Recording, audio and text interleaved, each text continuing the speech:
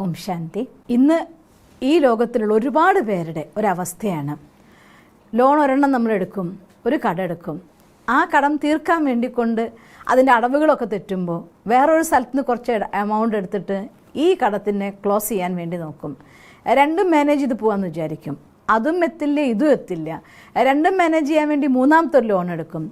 അങ്ങനെ കടം എടുത്ത് എവിടെയും എത്താത്ത രീതിയിൽ താഴ്ന്നു പോകുന്നൊരവസ്ഥ ഒരുപാട് പേര് അവരുടെ സങ്കടമായിട്ട് എന്നോട് പറയുന്നുണ്ട്. അപ്പോൾ തീർച്ചയായിട്ടും അങ്ങനെയുള്ളവർക്ക് രക്ഷപ്പെടാൻ വേണ്ടിക്കൊണ്ടുള്ളൊരു വീഡിയോ ആണെന്ന് സിസ്റ്റർ ചെയ്യുന്നത്. പക്ഷെ ഒരു കാര്യം, ഇതിൽ ഒരു ജാലവിദ്യയോ അല്ലെങ്കിൽ മന്ത്രമോ ഒന്നുമല്ല പഠിപ്പിക്കുന്നത്, പെർഫെക്റ്റ് ആയിക്കൊണ്ടുള്ളതായിരിക്കുന്ന ജാലവിദ്യ. കാരണം ജീവിത സാഹചര്യങ്ങളിലൂടെ കടന്നു പോകുമ്പോൾ ഈ സങ്കടം എന്ന് പറയുന്ന സാധനം അതൊരു ഡീപ്പ് ഇമോഷനാണ്, ആഴത്തിലൊരു ഇമോഷനാണ്. നമ്മുടെ ഉള്ളിൻ്റെ ഉള്ളിലേക്ക് പോയിക്കൊണ്ട് നമ്മളെ താഴ്ത്തി ഭൂമിയിലും താഴ്ത്തിക്ക് കൊണ്ടുപോകുന്നൊരു സാധനം. ചില നിമിഷങ്ങളിൽ സ്വയം അങ്ങ് ഇല്ലാതായി പോയാലോ എന്നുപോലും മനുഷ്യൻ വിചാരിച്ചു പോകുന്നൊരവസ്ഥയാണ് ഈ സാമ്പത്തിക പ്രതിസന്ധിയിൽ കുരുങ്ങിപ്പോവുക എന്ന് പറയുന്നത്. അതുകൊണ്ടാണ് ഇതിനെ കടക്കെണി എന്നൊക്കെ പറയുന്നത്. കെണിയിൽ നിന്ന് രക്ഷപ്പെടാൻ വേണ്ടി ഒരുപാട് പേര് പരിശ്രമിക്കുന്നുണ്ട്, രക്ഷപ്പെടാൻ സാധിക്കാതെ വീണ്ടും വീണ്ടും താഴുന്നത് കാണാം. കാരണം എന്താണെന്നറിയോ? ഒന്നാമത്തെ കാര്യം, നമ്മുടെ ഉള്ളിലേക്ക് വരുന്ന ഓരോ രീതിയിലുള്ളതായിട്ടുള്ള സങ്കടത്തിൻ്റെ അനുഭവങ്ങളും നമ്മുടെ ഉപബോധ മനസ്സിൻ്റെ മുറിവിനെ ആഴം കൂട്ടിക്കൊണ്ടേയിരിക്കും. ഒന്നല്ല, അത് പോയി പതിയെ നമ്മളെ സംബന്ധിച്ചിടത്തോളം നല്ലതായിട്ടൊന്നും ചിന്തിക്കാൻ പറ്റാത്ത രീതിയിൽ ഇനി എന്ത് ചെയ്യാൻ എന്നെക്കൊണ്ടൊന്നും സാധ്യമല്ലാന്ന് തോന്നുന്നൊരവസ്ഥയിൽ ഇങ്ങനെയൊക്കെ നമ്മളെ കൊണ്ടെത്തിക്കുന്നതായിരിക്കുന്നൊരു സാധനമാണ് ഈ കടക്കെണി എന്ന് പറയുന്നത്. ഇതിൻ്റെ സങ്കടത്തിൽ നിന്ന് രക്ഷപ്പെടാൻ വേണ്ടിക്കൊണ്ട് സ്വയം നമുക്കല്ലാതെ വേറൊരാൾക്കും നമ്മളെ സഹായിക്കാൻ സാധ്യമല്ല എന്നുള്ളതാണ് സത്യം. ഇത് ഞാൻ പറഞ്ഞതിൻ്റെ അർത്ഥം, ഏതെങ്കിലും ഒരാൾ നിങ്ങൾക്ക് എത്ര കടമുണ്ടോ ആ കടത്തിൻ്റെ എമൗണ്ട് കൊണ്ട് തന്ന് നിങ്ങളെ രക്ഷിക്കാൻ നോക്കിയാൽ രക്ഷപ്പെടില്ലെന്നല്ല. പക്ഷേ അങ്ങനെ ഒരാൾ നമ്മുടെ അടുത്തേക്ക് ആകർഷിക്കപ്പെട്ട് വരണമെങ്കിൽ, നമ്മളുടെ അടുത്തേക്ക് പ്രപഞ്ചം കൊണ്ട് തരണം എന്നുണ്ടെങ്കിൽ, അഥവാ ഏതെങ്കിലും ഒരു മാജിക്കൽ വേല് അല്ലെങ്കിൽ നിങ്ങളുടെ ഡെയിലി ഇൻകം ഇൻക്രീസ് ആയിക്കൊണ്ട് പതുക്കെ അതിന് ഓരോന്നിനായിട്ട് കയറി നിങ്ങൾക്ക് മുന്നോട്ട് പോകാൻ സാധിക്കണം എന്നുണ്ടെങ്കിൽ ഒരു കാര്യം അനിവാര്യമാണ്, നമ്മുടെ മനസ്സിനെ നമുക്ക് ഹീൽ ചെയ്തേ പറ്റുള്ളൂ. മനസ്സിനെങ്ങനെയാണ് ഹീൽ ചെയ്യുക? പുറമേയുള്ള ആൾക്കാരോടൊക്കെ എന്തെങ്കിലും കാര്യങ്ങൾ പറഞ്ഞ് പിടിച്ചു നിൽക്കാൻ നമുക്ക് പറ്റുമായിരിക്കും. സ്വന്തം മനസ്സിനെ എങ്ങനെയാണ് ബോധ്യപ്പെടുത്തുക? ഇതാണ് എല്ലാവരുടെയും ഏറ്റവും വലിയ പരീക്ഷണമായിട്ട് പറയുന്നത്. ലോ ഓഫ് അട്രാക്ഷൻ്റെ ഏതൊരു കാര്യം ചെയ്യണമെങ്കിലും, ഏതൊരു രീതിയിൽ നിങ്ങൾ മാനിഫെസ്റ്റ് ചെയ്യണമെങ്കിലും, ധനത്തെ നിങ്ങളുടെ അടുത്തേക്ക് അട്രാക്റ്റ് ചെയ്യണമെങ്കിലും ഏറ്റവും പ്രാധാന്യമുള്ളതായിട്ടുള്ള കാര്യവും ഇത് തന്നെയാണ്.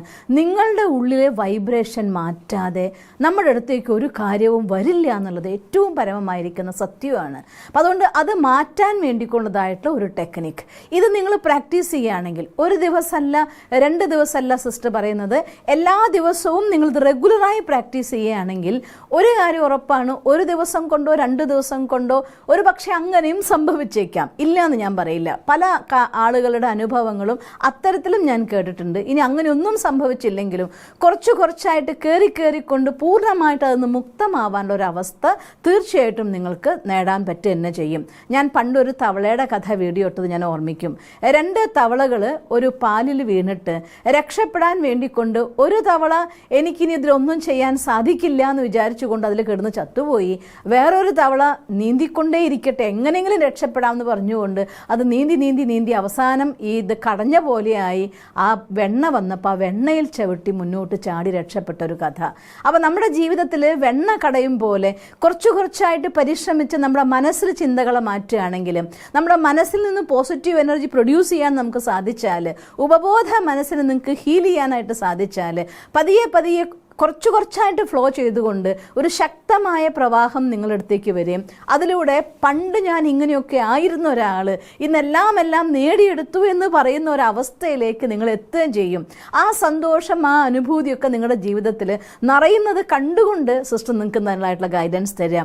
അതുകൊണ്ട് പൂർണ്ണ വിശ്വാസത്തോടു കൂടി എന്നെ ഞാൻ തന്നെയാണ് ഹീൽ ചെയ്യേണ്ടത് എന്നുള്ളതായിട്ടുള്ള പൂർണ്ണ ബോധ്യത്തോടു കൂടി വേണം നിങ്ങൾ ഈ കാര്യം ചെയ്യാനായിട്ട്. അതിലൊന്നാമത്തെ കാര്യം ചെയ്യേണ്ടത്, നമ്മൾ പുറമേയുള്ള ശബ്ദങ്ങളെ കേൾക്കുന്നതൊന്ന് നിർത്തണം എന്നുള്ളതാണ്.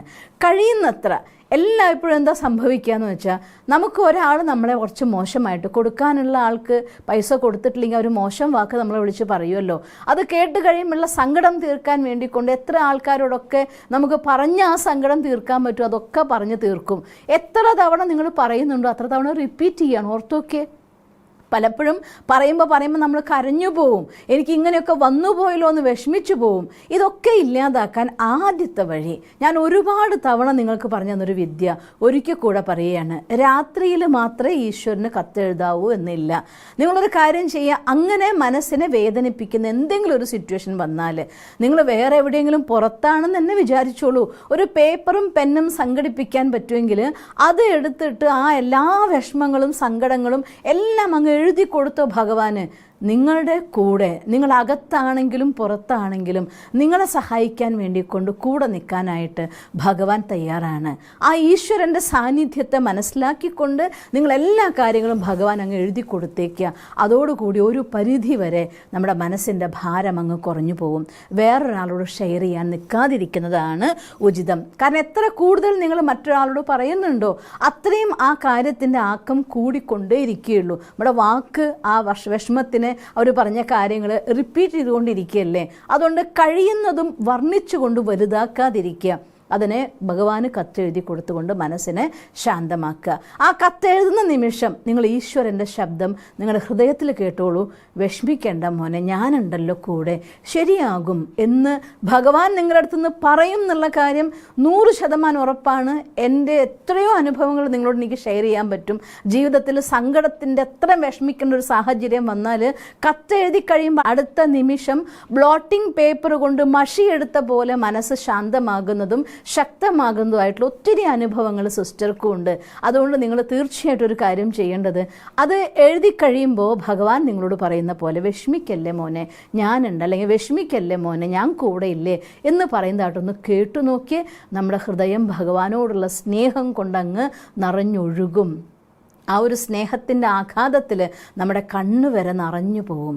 അങ്ങനെ ആ നിമിഷം സ്നേഹം അനുഭവിക്കുന്ന നിമിഷം ഭഗവാന്റെ സ്നേഹത്തിന് അനുഭവിക്കാനുള്ള ഒരവസരമാക്കിക്കൊണ്ട് നമുക്കതിനെ മാറ്റാൻ പറ്റും. തിന്മയെ നന്മയിലേക്ക് മാറ്റുമ്പോൾ ദുഃഖത്തെ സുഖത്തിലേക്ക് മാറ്റാനുള്ള ഒരു വലിയ പോംവഴിയാണിത്. അങ്ങനെ നമ്മുടെ ഹൃദയം ആശ്വാസമാവുമ്പോൾ ആ മുറിവ് ഇല്ലാതെയാകുകയും ആ സങ്കടം ഒഴിഞ്ഞു പോവുകയും ചെയ്യും. ഇങ്ങനെ എപ്പോഴൊക്കെ നിങ്ങൾക്കൊരു പ്രതിസന്ധി ഘട്ടം നേരിടേണ്ടി വരുന്നു അപ്പോഴെല്ലാം ഈ ഒരു ചെറിയ വിദ്യേനെ നിങ്ങൾ സ്വന്താക്കാൻ ശ്രമിക്കണം. പിന്നെ മറ്റൊരു കാര്യം നിങ്ങൾ ചെയ്യേണ്ടത്, ഒന്നാമത് നമ്മൾ കടന്നു വരാൻ സമ്മതിക്കാതിരിക്കണം. രണ്ടാമത് എന്ത് ചെയ്യണം, ഉള്ളിൽ നിറഞ്ഞു നിൽക്കുന്നതായിരിക്കുന്ന സങ്കടത്തിന് ഒഴുക്കിക്കളയാൻ വേണ്ടിക്കൊണ്ടൊരു പ്രതിവിധി വേണ്ടേ. അതിന് ഏറ്റവും നല്ല സമയം രാത്രി ഉറങ്ങാൻ പോകുന്ന സമയത്ത്, അതല്ലെങ്കിൽ നിങ്ങൾക്ക് കുറച്ച് സമയം മെഡിറ്റേഷൻ ചെയ്യാൻ പറ്റുമെങ്കിൽ അങ്ങനെ നിങ്ങൾക്ക് സമയം നീക്കിവെക്കാൻ പറ്റുന്നവർക്ക് അത് ഏറ്റവും നല്ല മെത്തേഡാണ്. ഇങ്ങനെ ചെയ്ത് മെഡിറ്റേഷൻ്റെ എൻഡിൽ എന്താ ചെയ്യണമെന്ന് വെച്ചാൽ, നമ്മൾ മെഡിറ്റേഷൻ ചെയ്ത് ഇപ്പോൾ ഒരു സന്ധ്യാസമയമാണെന്ന് വിചാരിക്കും, മെഡിറ്റേഷൻ ചെയ്ത് 1 മണിക്കൂർ ചെയ്യണം എന്നൊക്കെ വിചാരിച്ചിരിക്കുമ്പോൾ ചിലപ്പോൾ വീട്ടിലുള്ളതായിരിക്കുന്ന മറ്റുള്ളവർ സംസാരിക്കുന്ന വാക്ക് കേട്ടേക്കാം, അല്ലെങ്കിൽ ചിലപ്പോൾ മൊബൈൽ വെച്ചിട്ടുണ്ടാവാം, TV വെച്ചിട്ടുണ്ടായിരിക്കാം. പല പല ശബ്ദങ്ങൾ നമ്മുടെ ചെവിയിൽ വന്ന് കേൾക്കുമ്പോൾ പലപ്പോഴും നമ്മുടെ ശ്രദ്ധ ആ പൂർണ്ണ ഏകാഗ്രതയിൽ നിന്ന് മാറിപ്പോവാനുള്ളതായിട്ടുള്ള സാധ്യതയുണ്ട്. അങ്ങനെ ഉണ്ടാവാതിരിക്കാൻ വേണ്ടിക്കൊണ്ട് ഞാൻ കണ്ടിട്ടുണ്ട് ചില മെഡിറ്റേഷൻ മാസ്റ്റേഴ്സൊക്കെ ഈ ചെവിയിൽ വെക്കാൻ വേണ്ടിക്കൊണ്ടൊരു പ്ലഗൊക്കെ ഓൺലൈനിൽ അത് വാങ്ങാൻ കിട്ടുമെന്ന് ഞാൻ നോക്കിയപ്പോൾ കണ്ടു. ഇനി കൈകൊണ്ട് ഇങ്ങനെ കാണിച്ചത് ചെവിയിൽ വെച്ചാൽ പതുക്കെ പതുക്കെ വന്നത് ഫുള്ളായിട്ട് അങ്ങ് ടൈറ്റായിട്ട് നിങ്ങൾക്ക് പുറമെത്തുള്ള ഒരു ശബ്ദവും കേൾക്കാത്ത രീതിയിലായിത്തീരും. ഇനി അതൊന്നും പറ്റില്ലെങ്കിൽ നമ്മൾ സാധാരണ നമ്മുടെ ഹെഡ്ഫോണായിട്ട് യൂസ് ചെയ്യലുണ്ടല്ലോ, ഇങ്ങനെ ഫോണിൻ്റെ ഹെഡ്ഫോൺ യൂസ് ചെയ്യുന്നത് കണ്ടിട്ടില്ലേ? ഞാൻ ഉപയോഗിക്കുന്ന ഫോണിൻ്റെ ഹെഡ്ഫോൺ ഇങ്ങനെയാണ്. അതിൻ്റെ ഈ ഭാഗം കുറച്ച് സോഫ്റ്റാണ്, ഈ ഭാഗം സോഫ്റ്റ് ആയിട്ടില്ല. മറ്റേ സോഫ്റ്റ് അല്ലാത്ത രീതിയിൽ ഹെഡ്ഫോൺ വെക്കുമ്പോൾ ഫുൾ ക്ലോസ് ആവില്ല. പക്ഷേ ഈ രീതിയിൽ ഇവിടെ കുറച്ച് കുഷ്യൻ പോലെ അല്ലെങ്കിൽ ഒരു റബ്ബർ പോലെ ചെവിയിൽ ഒട്ടി നിൽക്കുന്ന ടൈപ്പ് ഹെഡ്ഫോൺസ് ഉണ്ട്. അങ്ങനത്തെ ഒരെണ്ണായാലും കുഴപ്പമൊന്നുമില്ല. അതിനെ ചെവിയിൽ ഈ രീതിയിൽ പൂർണ്ണമായിട്ട് അങ്ങ് ടൈറ്റ് ചെയ്യുക. അപ്പോൾ എനിക്ക് ഒരു ശബ്ദവും കേൾക്കുന്നില്ല. കൈ ഇങ്ങനെ വെക്കണമെന്നില്ല, ഇത് പൂർണ്ണമായിട്ട് ഇതിൻ്റെ ഉള്ളിൽ അങ്ങ് കയറ്റി വെച്ചിട്ട് ഫ്രീ ആയിട്ടിരിക്കുക. അപ്പോൾ ഒന്നും കേൾക്കാനില്ല എനിക്ക് പുറത്തെ ശബ്ദം. ഈ രീതിയിൽ ആദ്യം നിങ്ങളെ പുറത്തെ ഒരു ശബ്ദവും കേൾക്കാത്ത രീതിയിൽ നിങ്ങളെ തന്നെ നിങ്ങളങ്ങ് സെറ്റ് ചെയ്യാം. ഇത് കഴിഞ്ഞ ശേഷം പൂർണ്ണമായിട്ട് നമ്മൾ പറഞ്ഞു നോക്കണം. അപ്പം ഞാൻ നേരത്തെ ഇത് ചെവിയിൽ വെച്ച സമയത്ത് ഞാൻ എന്താ പറഞ്ഞെന്നാൽ എൻ്റെ ശബ്ദം എൻ്റെ ചെവിയിൽ വന്നിട്ടില്ല. ആ രീതിയിൽ ശബ്ദത്തെ, പുറം ലോകത്തെ ശബ്ദത്തെ പൂർണ്ണമായിട്ടും അടച്ചു വയ്ക്കുക. ഒരു ലെവല് വരെ നമ്മുടെ ഉപബോധ മനസ്സിൻ്റെ ഉള്ളിലേക്ക് ഓക്കെ, ഞാനിപ്പോൾ ബാക്കി എല്ലാ ഡോറും ക്ലോസ് ചെയ്തു, പുറം ലോകത്തേക്കുള്ള എല്ലാ ഡോറും അടച്ചു. കാണുന്നത് ആദ്യം നമ്മൾ ക്ലോസ് ചെയ്തിട്ട് ഒറ്റയ്ക്കിരുന്നാണല്ലോ മെഡിറ്റേഷൻ ചെയ്യുക. അതല്ല, നിങ്ങൾ രാത്രി ഉറങ്ങാൻ പോണ സമയത്താണെങ്കിൽ പോലും ഈ ഒരു ആക്ഷൻ നമ്മൾ ചെയ്യുമ്പോൾ ഇന്ദ്രിയങ്ങൾ കൊണ്ടൊരു കാര്യം ചെയ്യും, ഇന്ദ്രിയത്തിലൂടെ എനിക്ക് പുറത്തേക്ക് ഇനി കമ്മ്യൂണിക്കേഷൻ ഇല്ലാട്ടോ എന്ന് പറയുകയും ചെയ്യുമ്പോൾ ഓട്ടോമാറ്റിക്കലി നമ്മുടെ ബോധ മനസ്സ് കുറച്ച് സൈലൻ്റ് ആവും, ഉപബോധ മനസ്സ് കുറച്ച് ആക്റ്റീവ് ആവും. അത് കഴിഞ്ഞ ശേഷം നിങ്ങൾ കുറച്ച് സമയം മെഡിറ്റേഷൻ പ്രാക്ടീസ് ചെയ്യുന്നവരാണെങ്കിൽ ഒരുപാട് നല്ലത്, ഉറങ്ങും മുന്നേ ഒരു 10 മിനിറ്റെങ്കിലും ബെഡിലിരുന്ന് മെഡിറ്റേഷൻ ചെയ്തിട്ട്, ഇനി നിങ്ങൾക്ക് ഒരു മെഡിറ്റേഷനും അറിയില്ല എന്ന് വിചാരിക്കുക, പോട്ടെ, നന്നായിട്ടുള്ളിലേക്ക് ശ്വാസം വലിക്കുക. ശ്വാസം വലിച്ച ശേഷം ശ്വാസം ഉള്ളിൽ പിടിച്ച് നിർത്തിയിട്ട് പതുക്കെ ഓം എന്നുള്ള ധ്വനി പറയുക. അത് എത്ര ലോങ് ആയിട്ട് നിങ്ങൾക്കത് പറയാൻ പറ്റുമോ അത്രയും നല്ലതാണ്. അങ്ങനെ ഒരു 3 പ്രാവശ്യമോ 6 പ്രാവശ്യമോ 9 പ്രാവശ്യമോ നിങ്ങളുടെ കപ്പാസിറ്റി അനുസരിച്ചുകൊണ്ട് ഓം ധ്വനി മുഴക്കി കഴിയുമ്പോൾ പതിയെ നമ്മുടെ ആന്തരികമായിരിക്കുന്ന ചക്രങ്ങളിലൊക്കെ ഒരു എനർജി ആക്ടിവേഷൻ നടക്കും. ആ ആക്ടിവേഷനോട് കൂടിയിട്ട് പൂർണ്ണമായ ശ്രദ്ധേനെ പുറം ലോകത്തിനൊക്കെ മാറ്റിക്കൊണ്ട് ഭ്രൂമധ്യത്തിൽ തിളങ്ങുന്ന ഒരു നക്ഷത്രം പോലെ ഞാനിതാണ്, ഞാൻ ശാന്തസ്വരൂപമാണ്, ഞാൻ ശാന്തസ്വരൂപമാണ്, ഞാൻ ശാന്തിയുടെ നക്ഷത്രമാണ്, ഇങ്ങനെയൊക്കെയുള്ളതായിരിക്കുന്ന തോട്ട്സ് ക്രിയേറ്റ് ചെയ്യാം. അങ്ങനെ കുറച്ചൊരു 10 മിനിറ്റോ 15 മിനിറ്റോ നിങ്ങൾക്കത് കണ്ടുകൊണ്ടിരിക്കാൻ പറ്റിയാൽ പറഞ്ഞറിയിക്കാൻ പറ്റാത്തൊരു ശാന്തി നിങ്ങൾ അനുഭവിക്കാൻ തുടങ്ങും. അങ്ങനെ ശാന്തമായൊരവസ്ഥയിൽ ഡയറക്റ്റ് നിങ്ങൾ പറയുന്ന വാക്കുകൾ നമ്മുടെ ഉപബോധ മനസ്സിലേക്ക് ഒരു ഇഞ്ചക്ഷൻ പോലെ കയറി ചെല്ലും. അങ്ങനെ ചെയ്തിട്ട് പറയുക, ഞാൻ സമ്പന്നനാണ്, എൻ്റെ അടുത്തേക്ക് എല്ലാ ഭാഗത്തു നിന്നും ധനം ഒഴുകി വരികയാണ്.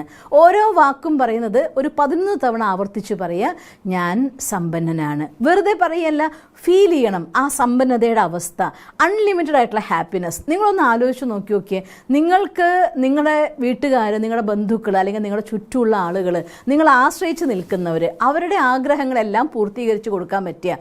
ഉദാഹരണം പറഞ്ഞാൽ നിങ്ങളുടെ മോനോ മോളോ അനിയനോ ചേട്ടനോ അച്ഛനോ അമ്മയോ എനിബഡി നിങ്ങളൊരു കാര്യം ആവശ്യപ്പെടുന്നു, ഒരു ഗിഫ്റ്റ്, ബർത്ത്ഡേ ആണ്, നല്ലൊരു ഗിഫ്റ്റ് വാങ്ങിച്ചു കൊടുത്തു, നിങ്ങൾ ആഗ്രഹിക്കുന്ന പോലെ സാധനങ്ങളൊക്കെ കൊടുത്തു, ആരൊക്കെ നിങ്ങളിൽ നിന്ന് എന്തൊക്കെ പ്രതീക്ഷകൾ വെക്കുന്നുണ്ടോ അതൊക്കെ നിങ്ങൾക്ക് പൂർത്തീകരിച്ച് കൊടുക്കാൻ പറ്റുമ്പോൾ നമ്മൾ അനുഭവിക്കുന്ന ആ സാറ്റിസ്ഫാക്ഷൻ ഒന്ന് ഫീൽ ചെയ്ത് നോക്കിയ, കണ്ടു നോക്കുക, അതൊക്കെ എൻ്റെ ലൈഫിൽ നടന്ന കാര്യമാണ്, യെസ് നടന്നിരിക്കുന്നു, ഞാനതാണ്. അങ്ങനെ ഫീൽ ചെയ്യുമ്പോൾ ആ ചിത്രം കാണുമ്പോൾ തന്നെ നമ്മുടെ ഉള്ളിൻ്റെ ഉള്ളിൽ നിന്ന് ആ ഒരു ഹാപ്പിനെസ് വരാൻ തുടങ്ങും. അപ്പം ഞാൻ സമ്പന്നനാണ്. ഈ രീതിയിൽ വേണം ഈ വാക്ക് നമ്മൾ ഉച്ചരിക്കാൻ. അപ്പോൾ ഓട്ടോമാറ്റിക് പോസിറ്റീവായിരിക്കുന്ന വൈബ്രേഷൻ ക്രിയേറ്റ് ചെയ്യാനും അത് ആ ശാന്തിയുടെ സുഖകരമായിരിക്കുന്ന ശാന്തമായിരിക്കുന്ന തലത്തിൻ്റെ ഉള്ളിൽ ഒരു ക്ലീൻ ആയിരിക്കുന്ന തെളിഞ്ഞ ഒരു അലയില്ലാത്തതായിട്ടുള്ള ഒരു കുളത്തിൻ്റെ ഉള്ളിൽ നിങ്ങളൊരു കല്ലിട്ടാൽ അത് പലതവണ ഇങ്ങനെ തരംഗങ്ങൾ പോലെ വരുന്നത് കാണാം. ഇതുപോലെ നമ്മുടെ മനസ്സിനെ ആദ്യം ശാന്തമാക്കിയിട്ട് അതിനുള്ളിലേക്ക് ശക്തമായിരിക്കുന്ന ഒരു സങ്കല്പത്തെ നമ്മൾ അയക്കുമ്പോൾ അത് പലതവണ അവിടെ പ്രകമ്പനം കൊണ്ടുകൊണ്ട് നമ്മുടെ ഉപബോധ മനസ്സിനെ ക്ലീൻ ചെയ്യും, അതിനെ പവർഫുള്ളാക്കും. ഒന്നാമത്തെ ചെയ്യേണ്ടത് ഞാൻ സമ്പന്നനാണ്. മറ്റൊന്ന്, എൻ്റെ അടുത്തേക്ക് എല്ലാ ഭാഗത്തും ധനം ഒഴുകി വരികയാണ്. ഫീൽ ചെയ്യുക, എല്ലാ ഭാഗത്തും ഒഴുകി വന്നുകൊണ്ടിരിക്കുക, നിറഞ്ഞുകൊണ്ടിരിക്കുകയാണ്.